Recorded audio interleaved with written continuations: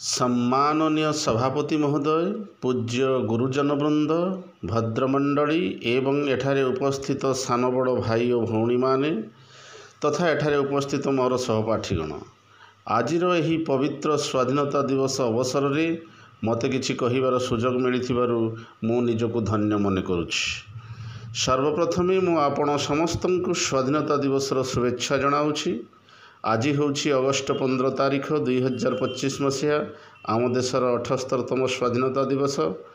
स्वाधीनता होउछि मानवर जन्मगत अधिकार, किंतु भारत बहु वर्ष धरी तार स्वाधीनता हराइथिला। स्वाधीनता प्राप्तिर पूर्व समय थिला भारतीय मानक पई दुख दुर्दशा और जंत्रणार दिन।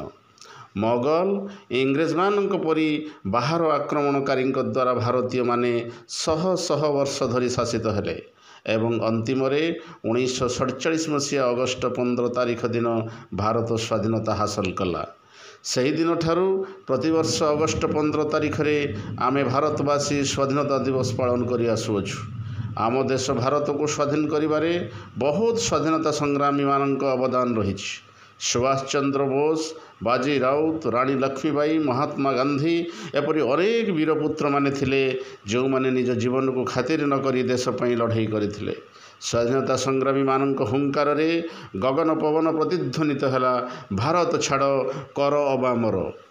विश्वत्रासी सुभाष कहिले, मते रक्त दियो मु तुमको स्वाधीनता देवी। पिलारू बुढ़ा देश लगी पागल हो गले, देश पई जीवन देवाकू आगे गले। 1947 मसीहा अगस्ट 15 तारिख आमे संपूर्ण रूपे स्वाधीनतार स्वाद चाखिले। आमे त्रिरंगा झंडा भारतर सफेद आकाश रे रोमांच सृष्टि कला।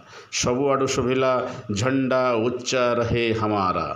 सही दिन ठारू प्रत्येक भारतवासी एही दिन जातीय पताका उत्तोलन करी जातीय संगीत गान करी एवं आम देशर वीरपुत्र मानकर त्याग बलिदान को स्मरण करने उद्देश्य रे अगस्ट 15 तारिख को स्वाधीनता दिवस रूपे पालन करि आसुछंती। आज आम स्वाधीन देशर स्वाधीन संतान। आज से झंडा तले शपथ नेबा, भारत को महान करी गढ़िबा। मु एतिक कही मोर वक्तव्य समाप्त करुछि।